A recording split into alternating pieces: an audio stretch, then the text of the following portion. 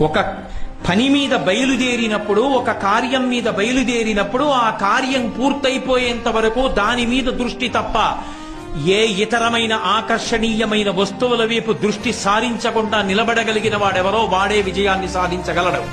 ఈ నాలుగిటిలో సంకల్ప బలం లేకపోయినా, సంకల్ప బలం ఉన్నప్పటికీ కూడా మంచి పనులు చేస్తున్నాడనేటటువంటి పొగట్టలకి వశపడిపోయేవాడైనా, తను చెయ్యవలసిన పనులు చేసినా ఆ పనులు నేనే చేస్తున్నాననుకుని పొంగిపోయేవాడైనా, నిషిద్ధ కర్మల జోలికి వెళ్లి ఆకర్షింపబడి వాటి పట్ల హత్తుకుపోయేవాడైనా, వాడు తలపెట్టిన కార్యముల యందు వాడు కృతకృత్యుడై సమున్నతమైన స్థానములను అలంకరించలేడు.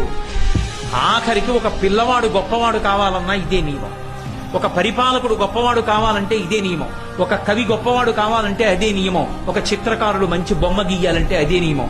ఎవడు ఏ పనిలో కృతకృత్యుడు కావాలన్నా ఈ నాలుగే ఉండాలి. ధృతి, హృష్టి, మతి, దాక్ష్యం సకర్మసు నసీదతి.